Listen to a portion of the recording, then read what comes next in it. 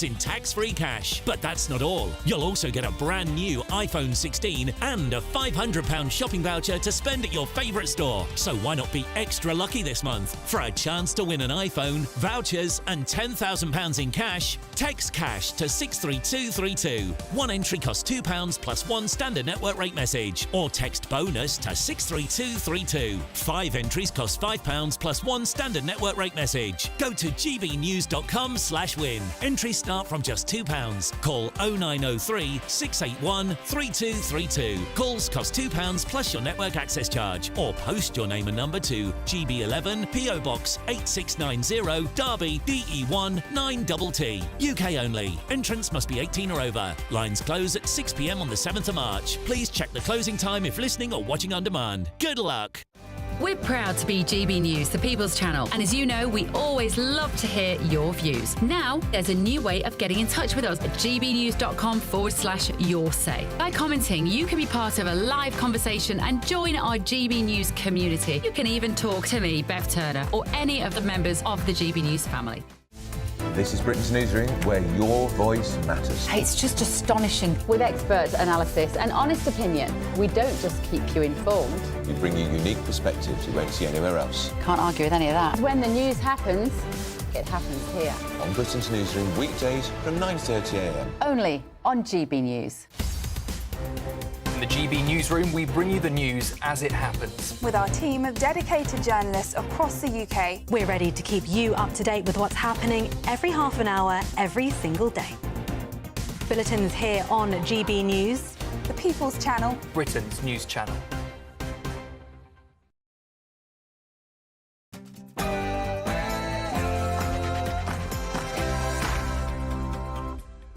Hello there, it's 6 o'clock. I'm Michelle Dewberry and this is Dewbs & Co. Coming up tonight, Kemi Badenoch unveils her first big policy as Tory leader, and you guessed it, it's all about controlling migration. But let me ask, would you ever trust that party again on that issue? And a victory for women as Donald Trump bans biological males from female sports. But meanwhile, here in the UK, we give teenage girls match bands and make them do re-educational courses if they even dare to ask whether their opponent is a male. I mean, come on. Also, civil servants to be told that they could face the sack if they don't start saving us money. Hallelujah. Finally, some common sense. And a top barrister has warned that our justice system is on the brink of collapse. We all know this, but how do you reckon we fix it? But worry not. It's not all doom and gloom, ladies and gents. I'll show you a police force finally getting tough on a crime that blights all of our streets.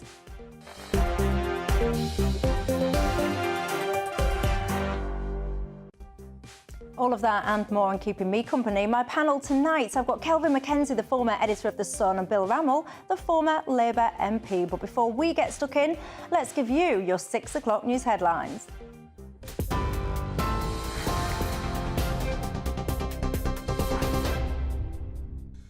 Good evening. The latest headlines from the GB News Centre. Conservative leader Kemi Badenoch has criticised the Prime Minister's style of leadership over claims he broke COVID lockdown rules. Speaking to GB News, the Tory leader questioned the explanation Sir Keir Starmer gave for meeting with a voice coach during lockdown. Ms Badenoch branded Sir Keir a lawyer, not a leader.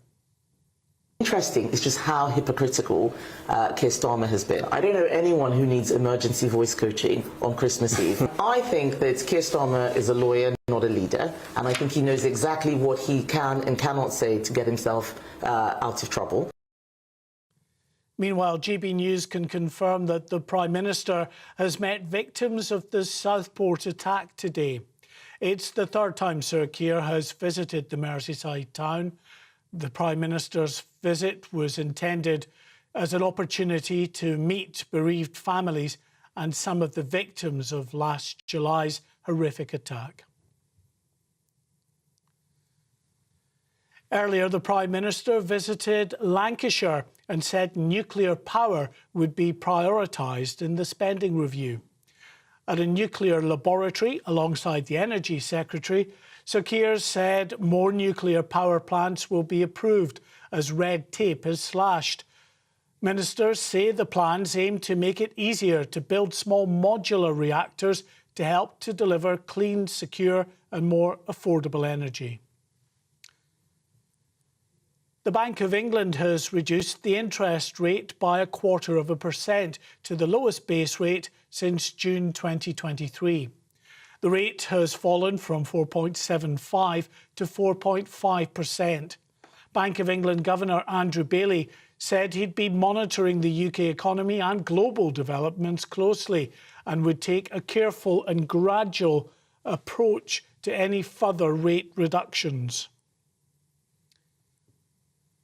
The Princess Royal has returned to the hospital where she was treated after being knocked unconscious by a horse last year.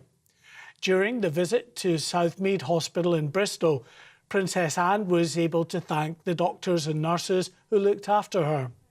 The 74-year-old princess described how every day is a bonus after she suffered concussion and head injuries in the accident last June. And finally, Greggs has announced a battle of the burgers, taking on McDonald's and KFC by launching its own. The bakery chain is adding a new chicken burger and wrap to its hot, made-to-offer range. It comes as Greggs plan to open 150 new shops this year in a massive expansion.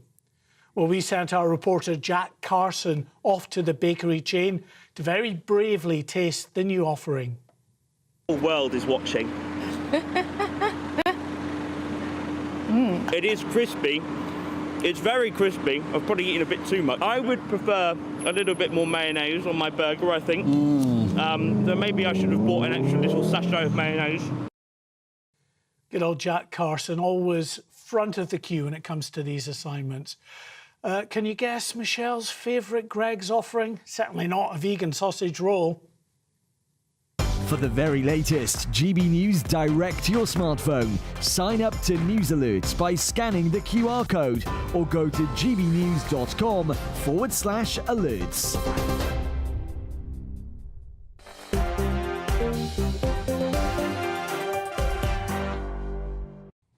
You're absolutely right, Mark White. I am not a vegan sausage roll kind of girl. I like my sausages to be real meat. That's what I say. And good luck getting your hands on one of those Greggs burgers. You'll have to beat the shoplifters to them, wouldn't you? Greggs really do suffer on that front, don't they? Anyway, is that kind of burger for you or not? I am Michelle Dewberry. I'm with you until 7 o'clock tonight. And alongside me, I've got my panel, Kelvin Mackenzie, the former editor of The Sun, and Bill Rammell, the former Labour MP. Good evening. Good evening. Vegan sausage rolls, is that what you're into? No. No? I like a decent burger. Do you? Vegan sausage rolls? No. Bill Rammell, who is into vegan sausage roll? Who are you? Identify yourself. I've never met anyone into those things, but maybe that says more about my social circle than it does anything else, quite frankly. But anyway, look, we have got a lot to discuss tonight, and you're very welcome along for the ride. Get in touch all the usual ways. You can email me, gbviews@gbnews.com. You can go to Twitter or X, or of course, you can go to the website, gbnews.com/yoursay. And of course, some good news when it comes to that interest rate slashing. That's what we like to see. Some good money stories. Do you feel wealthier when you hear that? Do you hope your mortgage will be coming down? Tell me if you do feel a bit more optimistic today than you did yesterday. But look, Kemi Badenoch, I'm sure she said she wasn't actually going to come out with some policies until later down the line, but I might have misheard that because she has indeed now come out with a strong policy. You can imagine what it's on, but let's take a listen.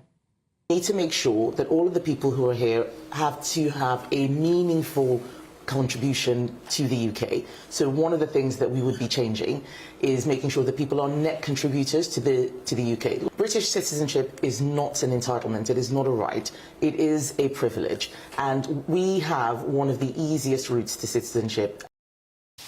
Well, that was her talking exclusively there to our political editor, Christopher Hope. So she's certainly talking tough when it comes to extending time periods and making sure that you're a giver and not a taker and all the rest of it when it comes to contributions. But my key question really is, do you think that anybody will trust the Tories when it comes to management and control of immigration? No, I don't particularly. But also, remember, she's had to say something. She's had to say something because Tories are now third in the polls, behind the 3 points currently, and that can change, behind Reform. And one of the issues, whenever you meet a Conservative, is they say, well, what do we stand for? And who on earth are we? If you're Labour, you're in favour of train drivers making £93,000 a year, and that's fair enough, right? And if you are Reform, you're in favour of effectively turning back the migrants and lots of other ideas as well. All the weather was being made by Farage. There was no news coming out of Kemi and her colleagues. Now they've had to say something because actually they could drift below 20%, and this would be nightmarish, mainly for Kemi. And the Conservatives that I know, and in fact I had to speak to a whole group of them last night who are Tory funders, are unsure what leadership is being given at the moment and what leadership within the Conservative Party is going to be available for them going forward. And whether actually, one of the strange aspects of it is whether they actually picked the wrong one and they should have gone with Jenrick. Well, he's making a lot of noise as well, isn't he? Yes, so he is battling away. And this particular policy sounds very good. Actually, the numbers that it's likely to affect is very small. The good thing that was being said is we're going to announce a total cap on the most we're going to allow in. So, for instance, supposing that number were 80 or 100,000. But the trouble is, the Tory ministers I have heard won't say what that number is, nor will they say what date it'll be brought in. Right? If they're going to brief that we're going to do it, they should do it now. This kind of policy will not do anything for Kemi. Bill? I will acknowledge that when you've suffered a horrendous electoral defeat, as the Tories have done, it's difficult to reposition yourself. But if I was the Tories, I'd stop scratching at the sore because, you know, they allowed net migration to reach almost 1 million people a year, completely and utterly unsustainable. And this policy today, it may grab some headlines, but it begins to fall apart under scrutiny. I mean, one, yes, most migrants who come here should be highly paid, but we do need some low-paid migrants. You know, there are some jobs in this country, whether it's picking crops in the agricultural fields or the care sector, where we don't pay enough to recruit British workers, where you need migrants to keep those services going. Secondly, the focus on indefinite leave to remain. My understanding is you already need 10 years eligibility to get indefinite leave to remain, so I don't understand how this stacks up. And in terms of access to British citizenship, I think this gives us the worst of all worlds, because indefinite leave to remain means you've got a right to be here in this country indefinitely. But by saying you can't access British citizenship for 15 years, you're not going to develop the commitment that goes with taking on British citizenship. So I don't actually think this is an effective policy being put forward. Do you, because I've noticed, say like at PMQs now, that Starmer seems to be very keen on attacking Nigel Farage. You keep hearing this attack line about the NHS over and over again, which is obviously what Labour have got into their head, that they need to try and drum home. Are you guys petrified of Reform UK? No, I don't think we're petrified, but and I also think there's a ceiling to the Reform support. I don't think they'll get much beyond 25, 26, 27% of the vote, because for every one voter that Nigel Farage attracts, he repels two others. But with that's only the same as Labour. But with increased levels of support, rightly comes increased scrutiny, and Farage does need to be taken on for his, at best, intermittent support for National Health Service, the fact that he seems to stand alongside Putin with regard to Ukraine, the fact that he's committed to £70 billion worth of public spending cuts, which is way beyond anything that even the Tories implemented in 14 years in power. I welcome that scrutiny of his platform. Right. So Farage, actually, it is astonishing what's happened. Normally, when you're a minority party like that, after the general election, you normally collapse, right? And actually, the reverse has happened. And majorly, the reverse has happened is because the Conservatives are so poor and because you can't be a Conservative because you don't know really what it means. However, let's look at Labour. They've gone from 35 down to 24%. Nobody wants Labour. And one of the things I objected to about that news at 6 o'clock was yes, it was 0.25%. Yeah, it's better than nothing. And actually, there'll be a lot more because the economy is doing shockingly under Labour. So we've gone from 1.5% growth only 3 months ago. What happened 3 months ago? Oh, massive tax Massive tax was left on. What's happened? Bank of England now say it's 0.75. Actually, they're also saying that inflation will rise to 3.7. So look as though we're heading towards a recession, and at the same time, unemployment to go up. Honestly, but hold on a second, because I mean, you obviously former editor of The Sun. Mm-hmm. I remember at the last general election, The Sun came out and told their readers, working class voters, vote for Labour, to vote for Keir Starmer. Yeah. That's Murdoch. So Murdoch, a billionaire, multi-billionaire, says to people who are basically skint or very near bumping along the bottom, he said, actually, it's in my interest commercially that I go with the winner. Right? I don't believe in any of it. I pay as little tax as I possibly can, and I've made fortunes. I'm a very clever person. It was absolutely disgraceful action, and actually, do you know what happened? Their sale then collapsed. And actually, they're in such doo-doo right now. They're having to go behind a paywall because nobody will advertise. Well, let's talk about history, Kelvin. When you were editor of The Sun, very successful. The left of politics was split, and the Tories benefited. And I think the truism of the situation we're in today... In what sense? Do you mean because there was a left within one party? No. Between the Labour Party and the then Liberal SDP alliance, we were virtually level pegging, and the Tories managed to get massive majorities. No. In 79... Hold on. On relatively small shares of the vote. We now see the situation reversed, where the right is split, and that potentially benefits the Labour Party. And I'm not going to claim that the first 6 months have been brilliant, but if we get the fundamentals right, we begin to deliver economic growth, I think you can see Labour getting back up to 34, 35% of the vote. How can you say that? You've just had the Bank of England governor explain to you that there is going to be virtually no growth, and the most likely thing is either a recession or unemployment goes through the roof, one or the other. Just read what the briefing notes are on it. Okay. They are shocking. Most independent commentators expect growth to kick off this year. The International Monetary Fund upgrading our the Bank of England doesn't, and I think they know more about it than quotes international commentators.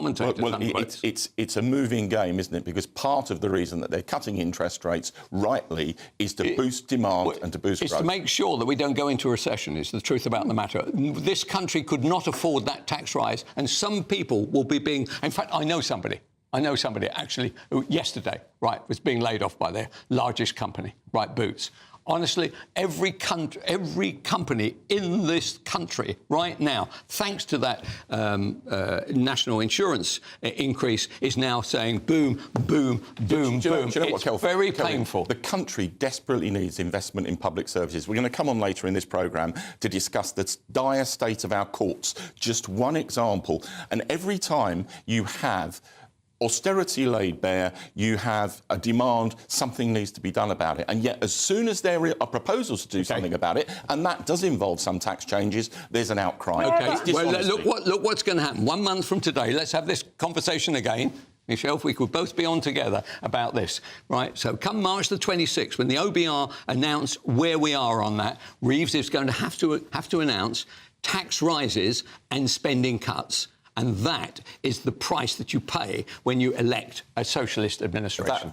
Let's come back to it in March. I don't think that's a given by any means. OK, all right. Well, we shall come back to that. And many of you will be screaming at your screens, because I speak to you every day when we start talking about the economy. You'll start hearing words about tax cuts, tax rises and all the rest of it. You'll be screaming at your screens that actually what we need is a refocus and a reprioritisation of where we actually spend the tax that we currently already pay. That is at the root of so many problems in society, so much frustration in society, and that is at the root of one of the ways that you guys will choose to vote at the next set of elections. Coming up after the break, civil servants, apparently tough talking there if they don't save us money. They might even face the chop themselves. Will that actually happen? Should it happen? You tell me.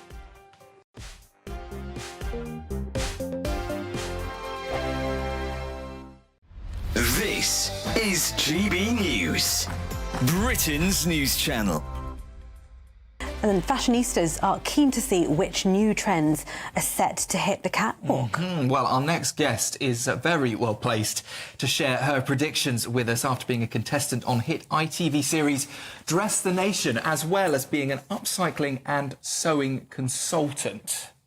Wow. Joining us now is Tendai Murewe. I want to go back to you appearing on the ITV Dress the Nation. Right. Tell us about that experience. What was that like? Oh, that was one of my highlights as a upcycling consultant. I learned to sew in my kitchen 5 years ago. And then, during COVID, just making masks. Then the next thing I was on a Dress the Nation, making dresses in front of TV. Yeah, it was just incredible. I think we all had all these clothes that we have, but we don't know what to do with them. So mainly I started with men's jackets, taking off the sleeves and putting it like a print on. I've tried this. I've tried taking off my sleeves before. I now have about 3 jackets with no sleeves. Oh, so I never managed to put them back on. You need to come to a workshop. You need to come to a workshop. I need an upcycling consultant. 2025. What can we expect, fashion-wise? I think bold prints are back. People are loving. I think you walk on the streets in frollals and oversized men's jackets. So the exact opposite. We have drastically underperformed this morning. You're just saying not like us. We just woke up this morning and thought it's winter, it's cold, it's grey. Grey, miserable. Is that not the way to go? No, it is. It's still, I think because fashion is expressive. It's whatever you want to express yourself. GB News, the People's Channel. Headliners on GB News 11 p.m. every night. It's got 3 top comedians going through the next day's newspapers so you don't have to read them, which is great. That's a good point. He's lying. Maybe he's not lying. That's Headliners every night from 11 p.m. and 5 a.m. as well on GB News, Britain's news channel. I'm Christopher Hope. From pop stars to politicians, I'll interview anybody in a pub who's got a political opinion. Join me every Friday on Spotify, Apple Podcasts, YouTube or gbnews.com, or wherever you get your podcasts. This is GB News, the People's Channel. Join me, Nana Okoye, for an informative, interactive news programme with a difference. It's fun. No, he didn't say that, Dave. I'm so surprised. I think there's an element of truth to that. Join me from 3 p.m. every weekend, only on GB News, Britain's news channel.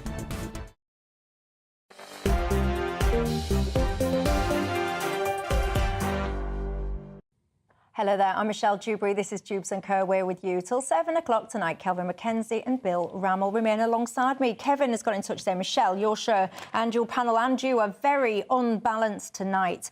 You've got Reform and Labour being discussed, but not the Tories. They are the most successful political party in the world, says Kevin. Show some balance. Feel free to get back in touch with me then, Kevin. I'm asking the question on migration when you've got a party who's overseen migration over 14 years, made multiple promises to reduce migration, caps to the tens of thousands and all sorts, and actually did the absolute opposite over and over and over again.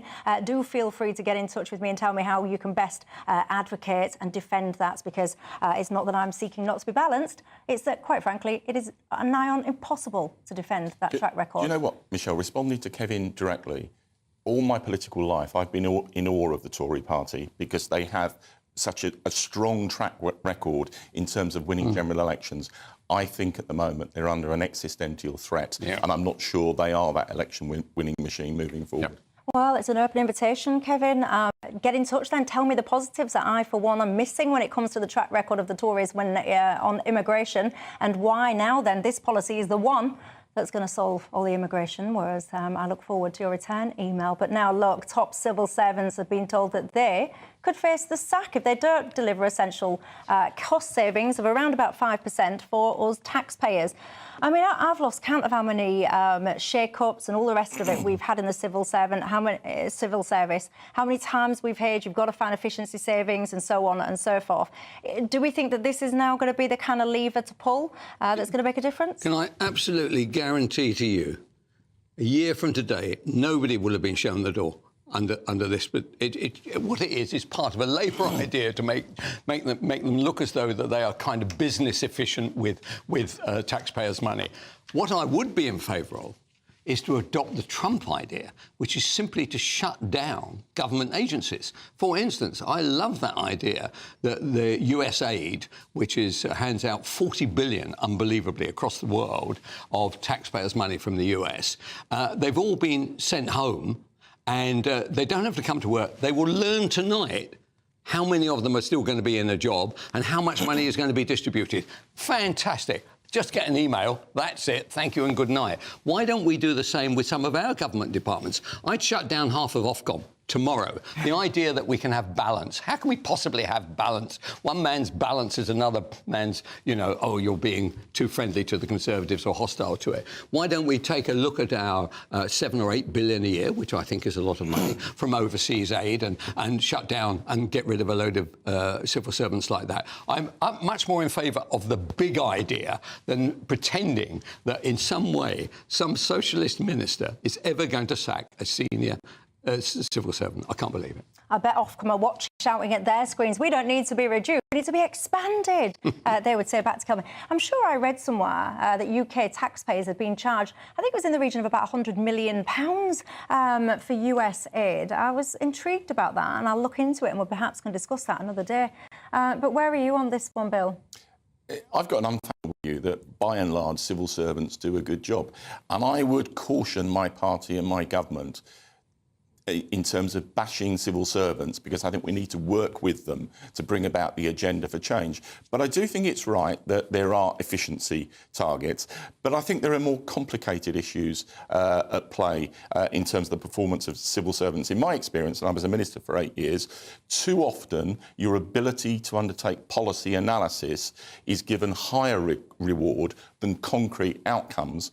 And when I finished after 3.5 years as higher education minister, I was the most expert person in the department because all the civil servants had turned over. They were constantly looking for their next job. And the problem with that is you're never still there when the accountability comes about. I think that is an endemic problem within the civil service. Was you about to say, I heard you taking an intake of breath then. Did you want to respond? Well, all I would say is I wholly agree with that.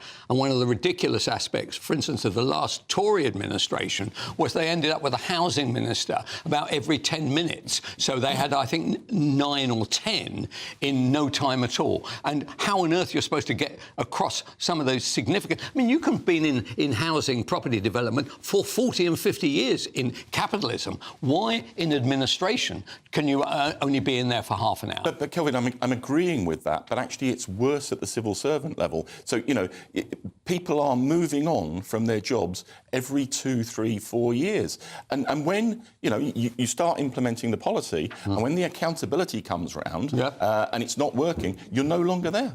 But do you think we actually need all these people? Do you know how many people there were in the civil service in 2024? No idea. Well, luckily for you, I've got the... well, that's always nice to know. It's almost like I teed that up, isn't it? So get this. In 2024, apparently 542,840. 542,000. But look, I don't doubt there's a lot to do. I don't doubt that there's a lot to do. And as each administration changes, then those priorities change, and therefore whatever. What I do object to is Pat McFadden, with nothing else to say, decides that suddenly senior civil servants should go, whereas I'm in favour of cutting on a dramatic basis, and we can't just cut it in ones and twos. I think we have to shut down entire departments. Well, that's the Trump agenda. And once I'm massively in favour of it. The SHIT starts hitting the fan in America with functions of government not being carried out, I think there will be a... They're shutting down the Department of Education. There are. Well, there you go. He mentions the Trump agenda. It's queued it up quite nicely. It's almost like we know what we're doing tonight. After the break, Donald Trump, in a win for women, I can tell you, he's now banning biological males from female sports. Good. I'll play you a clip of that. I'll tell you, it'll put goosebumps on your arm. I'll see you in 2.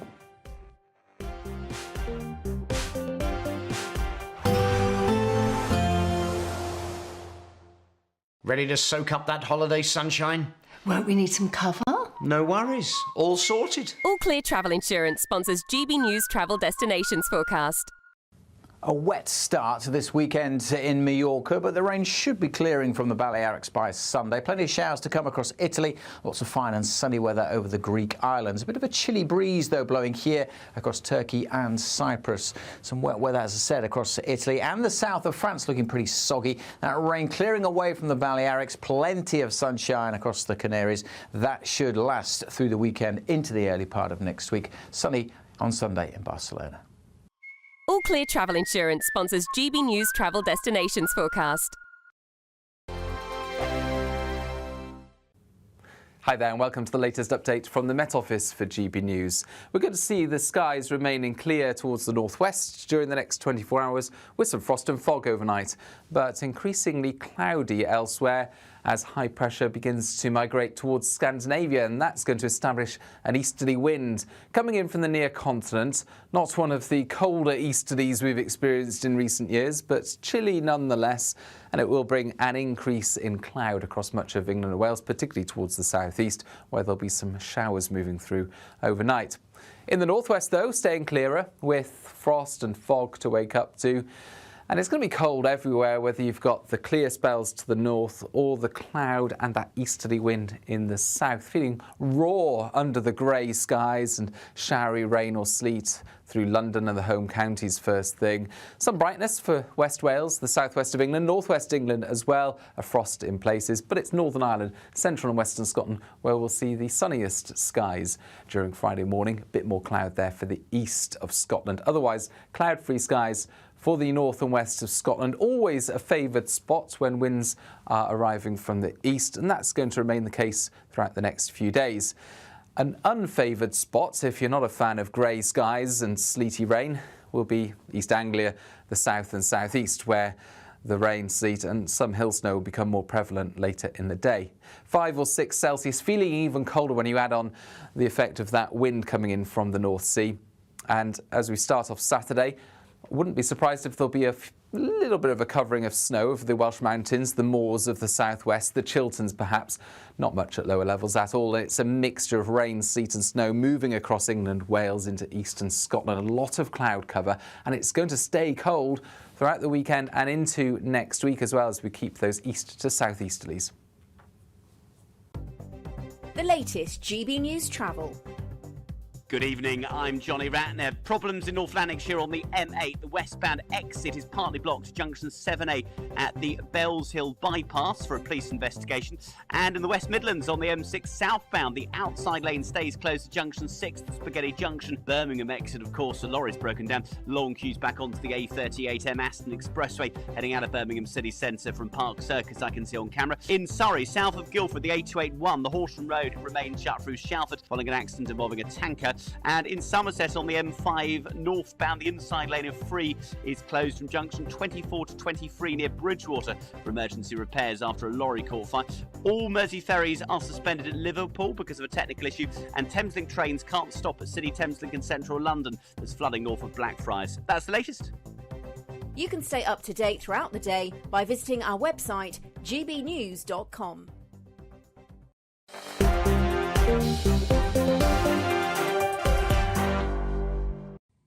Good evening to you. This is Dewbs & Co with me, Michelle Dewberry, keeping you company till 7 o'clock tonight. Alongside me, my panel, I've got Kelvin Mackenzie, the former editor of The Sun, and Bill Rammell, the former Labour MP. Welcome back, everybody. I was doing a shout-out for people that actually enjoy vegan sausage rolls at the start of my programme. You lot have absolutely amazed me because I cannot even tell you how many emails I've had from you saying you actually do eat and enjoy vegan sausage rolls. Well, I stand corrected. I take it all back, and maybe I do indeed need to try one, but not anytime soon. But look, something made me very, very happy. It takes a lot these days with the doom and gloom news agenda, but just sit back, get comfortable and take a look at this. In a few moments, I'll sign a historic executive order to ban men from competing in women's sports. It's about time. My administration will not stand by and watch men beat and batter female athletes. From now on, women's sports will be only for women.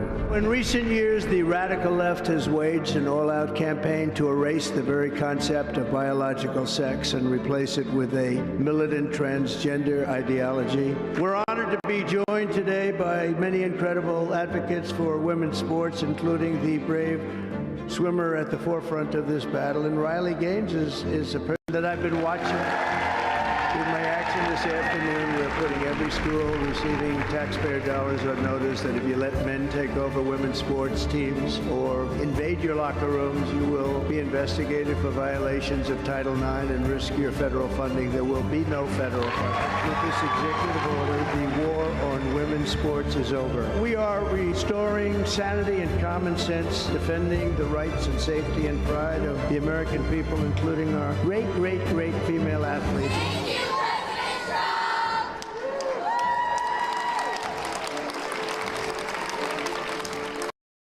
Oh, Donald Trump, I could kiss you.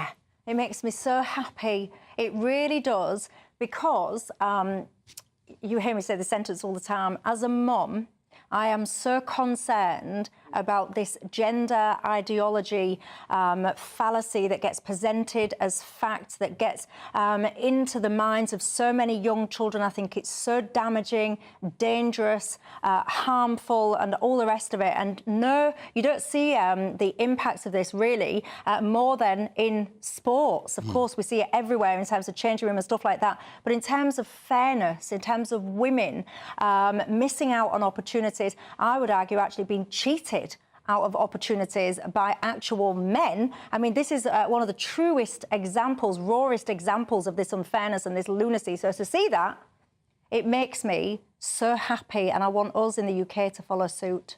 Yeah, so the great thing about being Trump and being the president is he does control the federal budget. So he does two things there. He said, one, there will be no visas given to anybody who's trans coming into for the 2028 Olympics. He can do it because it's Los Angeles. But he also said another thing, which is no school who defies this ban, right, will receive federal funding. So that's the end of that. So I am massively in favour of it, because we have seen huge unfairness. The thing he's referring to is the swimming, where the guy, he was a man, he now defines himself as a woman, and he wins these major swimming competitions by kind of 3 lengths going away. And therefore, the women champions are no longer champions. They are behind this. That can't be right. And the thing I like about this is that Trump says, this is what I'm going to do. And by golly, he does it. Whereas our system means, you know, Starmer says, we're going to do it, and then something else happened and something else happened, then it's watered down and everything. Why won't we do it, Bill? Are you in favour of what Trump has said or not? Well, I think transgender men competing on a level playing field with women is an abomination. Right. It's an abomination of sporting justice and sporting standards. Brilliant. And you take the Leah Thomas example, a biological male, as a man, was 554th in America, then won a national competition as a woman. That is unacceptable. However, where I part company is these decisions, I think, have to, with pressure from politicians, have to be taken by the sporting bodies. And when I hear that Donald Trump is going to use his executive office to refuse visas for Olympic athletes on political grounds to come and participate in the Olympics, that is a very dangerous... It wasn't political. It wasn't political. Slope. It's when there are more examples of the one you've just quoted, right, they won't allow them into the country. I don't think that's political. I think that's just enforcing the law of the land. Once you do that, when the Olympics are then held in Beijing, or when they're held in Pyongyang, you know, they'll be taking different political decisions about who can and who cannot participate. I agree. That can happen. But the West has laid, or I hope, has laid down a line in the sand saying it's not acceptable. And I prefer that, to be honest, because it gives instant clarity to the position rather than each sporting body making separate decisions based on pressures from members of the trans activist community who are very, very powerful, aren't they? No, No, they are, and I think there are concerns there. But I'll tell you that the heartening news I heard earlier on this channel was Sharon Davis, the former Olympic swimmer, who's been a great campaigner on this issue, saying that every candidate for the next IOC presidency is in favour of a level playing field for Olympic athletes, and I think that's really good news. Can I, because of course there will be people that we all obviously agree with what Donald Trump is suggesting, so I think it's only fair, therefore, that we hear from someone who completely disagrees with what Donald Trump is doing on this. Let's hear from an American transgender athlete and campaigner, Chris Merzier. His executive order seeks to weaponize Title IX to ban transgender athletes from participating in women's sports. But the truth is, Title IX is law. It was passed by Congress, and executive orders cannot override law. Executive orders cannot change the law. Executive orders can direct federal agencies to create new rules and regulations and to enforce those rules and regulations through the agencies. So while Trump's executive order can create fear and confusion in the hopes that people will proactively comply with what he said in terms of banning trans athletes from participating in sports, it actually cannot change the law. I've got to tell you as well, other people are very critical. You've got Justin Trudeau. He's been speaking out. He took to Twitter, to X basically, to call these kind of measures a trans genocide. I mean... Well, that's why he's being kicked out, isn't it? Because he has views like that. Can I just ask you, that campaigner there, Chris Merzier, was that a woman who became a guy, or is he a bloke? I think this is not my specialist subject. Oh, it's I think not, right. that was a biological female that now identifies as a male, I think. Astonishing. And by the way, that tweet, I don't even know if that was actual Justin Trudeau or a parody of him. And this is one of the problems in society now. What is actually satire and what is actually authentic now? The lines do indeed blur. I do want to just bring this back to this country, because a lot of people will get in touch, oh, here she goes, Michelle, banging on about this transgender issue again. I am not going to stop banging on about it, quite frankly, because I think it's an issue of, fairness, particularly when it comes to this sport thing, fairness. To bring it back to this country, a second teenage girl, not that long ago, she got a 6-match ban. She's 18-year-old, this girl. She's apparently got some learning challenges. And she asked the referee, is this opponent a male? So she got a 6-month ban. A 6-match ban. She had to go on a re-education course, and the club faced a sanction.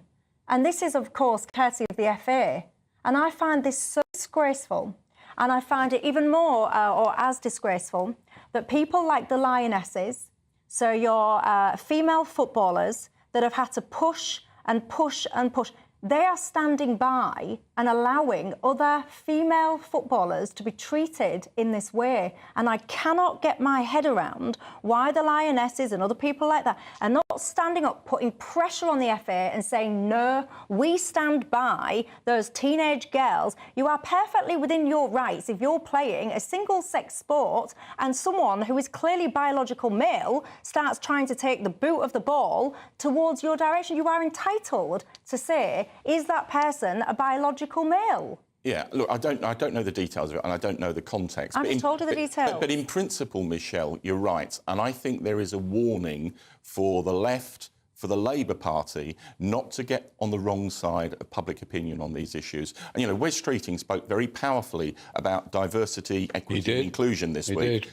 Castigating... Unusually. No, he's got a good track record of doing it. No, but what I mean, unusually for Labour... No, castigating an NHS practice manager for celebrating anti-whiteness. Yeah. And, And he made the very powerful point, how does that speak to the white guy in Wigan whose life expectancy is 10 years less than his male counterpart in London? And you know, yes, I believe passionately in equity and inclusion in diversity because it brings about greater productivity. It's about basic fairness. Is there any proof? Is there any proof of that, by the way? Show me proof where equity is better than excellence. Well, that's what you're saying. Listen to the Tory Baroness this week who spoke out in favour of it and he said if you end up with boards of directors of just the same type of people from the same backgrounds, you get groupthink. No, I'm asking you. You just said that DEI increases productivity. I'm asking you, what are you basing that on? I've read research reports that demonstrate that it does boost productivity, but it's also about fairness.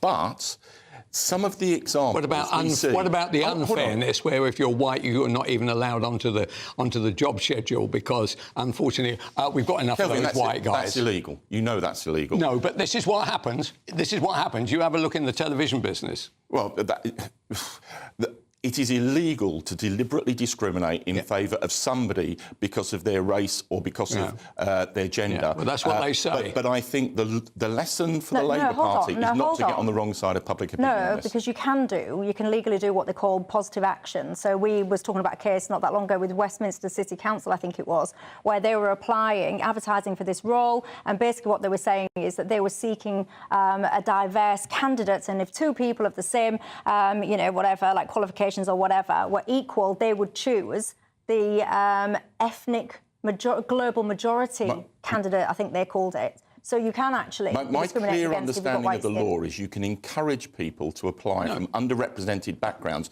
At the point of selection, you cannot legally discriminate in favour of one. But there are loads of ads. I tell you what, ask your viewers to send in copies of advertising which actually specifically says. Are you trying to break my servers? Are you trying to break the email servers? I'm just saying you're not right there, Bill. You're not right. What I will say is we welcome candidates from underrepresented groups. That's the signal. That is the signal. We will discriminate in favour of you over someone who's... Anybody who saw that ad will not bother to send in an application. It'd be a waste of time. I just want to end... The wrong colour. I want to end with two thoughts. First of all, you say about fairness. There is an absolute fairness in providing everybody, irrespective of skin colour or race, nationality, whatever, providing those people with equal opportunities. That is fair, that is essential, that is necessary. When you then start artificially manipulating outcome to create an equality of outcome, that is not fair. That is the opposite of fairness, and it's just ridiculous. And also, I want to highlight the point as well that the Labour Party have had all women shortlists for goodness knows how long now. They've not even managed to muster one female leader. Yeah, and without all women shortlists, the Labour Party would never have ended up with roughly 50% of their MPs being female. And look, female what? 50% of their MPs being female. Are they good? I don't want to be hired because I've got a vagina. I almost lost out to all women shortlists. Yeah, but I fought my seat in 1992. Yes, I think they are. I fought my seat in 1992. In 1997, I risked being excluded by all women shortlists. I wasn't, but I understood the imperative of doing that because without it, you wouldn't shatter the glass ceiling. Well, you can have the final say. Because socialists don't like women. Is that the idea? What is the reason for it? Across political parties, not enough of the selectorate were prepared to back women. Really? Shocking. Well, that's Labour for you. Where it was across the parties. Us Tories had Thatcher. Well, there you go. Well, the Tories more than just Thatcher, of course, as female leaders. Some of them didn't last very long at all. But look, you can have the final say on that one. Coming up after the break, one of the top judges basically has said that we've got a broken justice system. Tell us something we don't know. What's the answer then? But I do want to show you a police force finally tackling a crime that blights the streets of Britain. Good. We'll discuss that in two. I'm Jacob Rees-Mogg, and this is GB News, Britain's news channel. GB News Breakfast, every day from 6 a.m. It's the body image thing that concerns me. It's young girls watching Love Island and really skinny girls and young boys hit the gym after this. Yeah, exactly. I mean, they're seeing perfect bodies on the screen. You don't need to go in the gym, Maymoon. You look gorgeous as you are, love. I know. You see, the reason I don't enter anything like that, Kerry, is you're going to win. Exactly. And it's not fair. It's not fair, I think, on everybody else being there. Not fair. No. But Kerry, what do you think about the body image thing? You know, when you talk about your daughter, is that something that you'd worry about, her comparing herself to the likes of what she sees on the screen? Now, this is where there's a conflict of interest for me, because I've been brought up in this industry since I was 17, so it's massively affected me. I mean, when you're put on the front cover of magazines after having a baby with a stretch mark in the circle of shame, you know, it does do a psychological effect on you. I think a lot of celebrities who've been around for so many years as I have been affected by that. But everyone has to bear in mind, I've had my children. I'm in my 40s. I feel I'm entitled to have my tweaks and try and improve on what I think are going down south, and health and safety, tripping over any things that I don't want to be tripping over anymore. But I definitely do believe, I mean, majority of the young girls that go on Love Island, they all have the same big lips, the same big eyelashes, all the butt implants, and the barely in their 20s. You know, it's, if you go to the airport now, I remember going to the airport and I looked around and all the girls looked exactly the same. GB News, the People's Channel. Join me, Camilla Tominey, for a frank and honest discussion with those in power that cuts through the spin and gets to the heart of the issues shaping our nation. You haven't confirmed that you want to stand as leader, but you haven't ruled it out either. This report basically says that he's not fit to stand trial. Is he indecisive? Incompetent? I deliver the dose of reality Westminster needs. That's the Camilla Tominey Show at 9:30 every Sunday on GB News, the People's Channel, Britain's news channel. Mornings don't have to be tiresome, especially if you have the right company. Wake up to news as it happens, opinion and debate, and of course, a little bit of entertainment too. Because when the kettle's on, we're on. That's Breakfast on GB News, a show worth waking up for. Every morning from 6 a.m. Only on the People's Channel, Britain's news channel. We'll spread the news, you spread the word.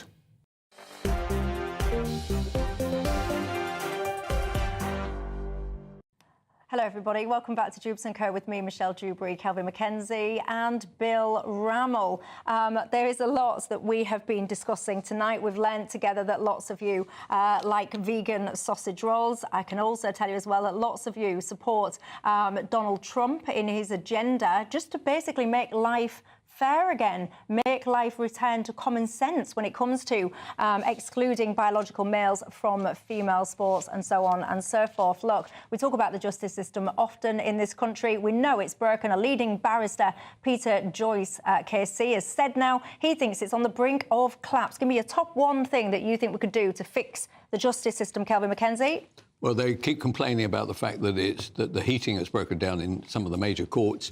They should wear overcoats or wear an extra jumper. Like, for instance, what a lot of the construction workers have to do. I couldn't care less about their complaints. And if we're a bit short of money, then they'll have to go into a long queue, which includes schools and other state offices at the moment. We haven't got a lot of money and people are just going to have to put up with it. I'd give you a suggestion for fixing about a 1 out of 10, quite frankly.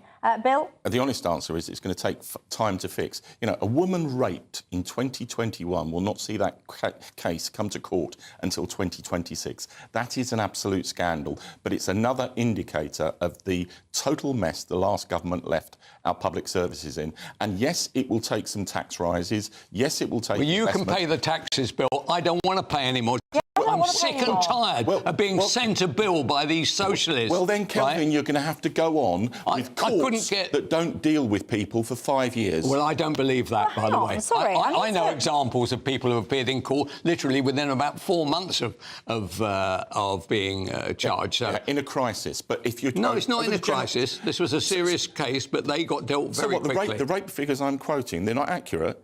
Well, I'm not. I'm saying I haven't seen those. Waits 5 years for that case to come to court. Right. That's Can I just come in? Because I want to move on to a crime and I'm going to do my best to try and get to it, but I can't let that go unresponded to because people will be screaming at the tellies. I can hear them from here.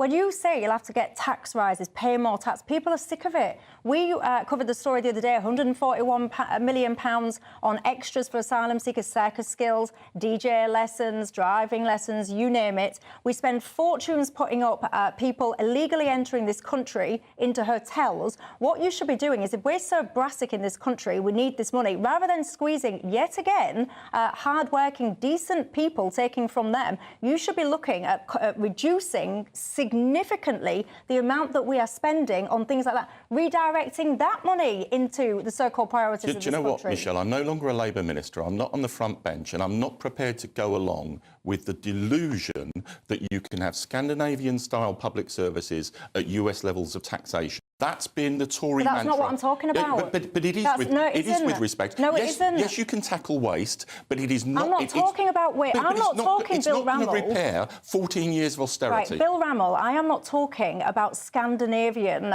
systems. I'm talking about, in Britain, we are taxing people to levels that people will not even be able to remember. We are constantly taking from the British taxpayer, whether it's winter fuel allowance, whether it's rowing back on things like the inheritance tax with farmers, whether it's denying WASPy women things that were previously promised them. We are constantly taking from hard-working British people to give to people that should not legally be in this country. That is an issue that should be tackled. It should not be pushed back constantly till we're just going to tax these people more and more. People are sick of it. Of course you should tackle illegal immigration, but you can't have it both ways. You cannot tackle some of the problems we've got, whether it's social care, whether it's potholes, whether it's the court system, without extra significant investment. Or redirecting the tax that you already received. Bill, what would you do? What would you do about our welfare system then? Would you carry on paying people huge amounts of money not to work, to sit at home?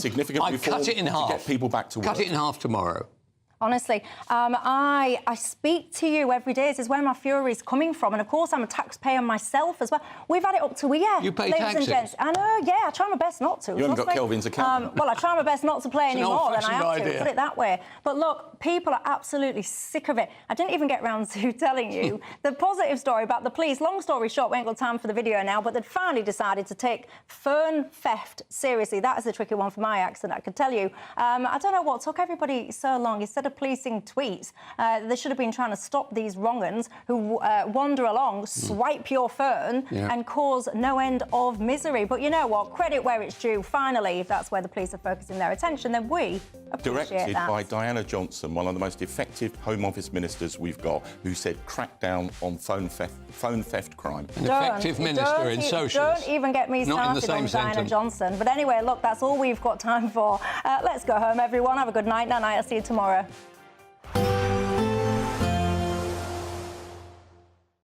We'll see a cold snap, which will quickly develop into a warm front. Boxed Boiler Repairs, sponsors of weather on GB News. Hi there and welcome to the latest update from the Met Office for GB News. We're going to see the skies remaining clear towards the northwest during the next 24 hours with some frost and fog overnight, but increasingly cloudy elsewhere as high pressure begins to migrate towards Scandinavia, and that's going to establish an easterly wind coming in from the near continent. Not one of the colder easterlies we've experienced in recent years, but chilly nonetheless, and it will bring an increase in cloud across much of England and Wales, particularly towards the southeast, where there'll be some showers moving through overnight. In the northwest, though, staying clearer with frost and fog to wake up to. It's going to be cold everywhere, whether you've got the clear spells to the north or the cloud and that easterly wind in the south. Feeling raw under the grey skies and showery rain or sleet through London and the home counties first thing. Some brightness for West Wales, the southwest of England, northwest England as well. A frost in places, but it's Northern Ireland, central and western Scotland where we'll see the sunniest skies during Friday morning. A bit more cloud there for the east of Scotland. Otherwise, cloud-free skies for the north and west of Scotland, always a favoured spot when winds are arriving from the east, and that's going to remain the case throughout the next few days. An unfavoured spot, if you're not a fan of grey skies and sleety rain, will be East Anglia, the south and southeast, where the rain, sleet and some hill snow will become more prevalent later in the day. 5 or 6 Celsius, feeling even colder when you add on the effect of that wind coming in from the North Sea. And as we start off Saturday, Wouldn't be surprised if there'll be a little bit of a covering of snow over the Welsh mountains, the moors of the southwest, the Chilterns perhaps. Not much at lower levels at all. It's a mixture of rain, sleet and snow moving across England, Wales into eastern Scotland. A lot of cloud cover, and it's going to stay cold throughout the weekend and into next week as well as we keep those east to southeasterlies. A nice bright morning will generate a lovely warm day, right through to the evening. Boxed Solar, sponsors of weather on GB News. The latest GB News travel. Good evening, I'm Johnny Ratner. There are long queues in West Yorkshire on the M62 westbound from junction 29 to 27, all the way from the M1 to the Gilderson turnoff at the scene of an accident. There was also an earlier breakdown on that stretch. In Greater Manchester on the M60 clockwise, one lane's closed from junction 1 at Stockport Pyramid, round to 2 at the Cheadle Roscoe's roundabout after a lorry broke down.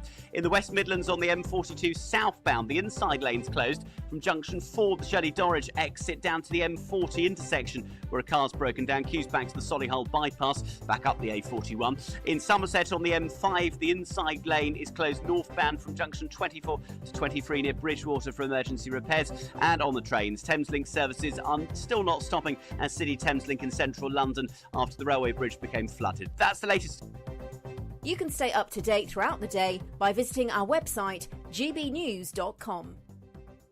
Want to be one of 2 lucky Great British giveaway winners? That's right, you could win one of 2 prize bundles, which includes a brand new iPhone 16, £500 in shopping vouchers to spend in your favourite store, and an incredible £10,000 in tax-free cash to spend however you like. What would you spend that cash on? For a chance to win an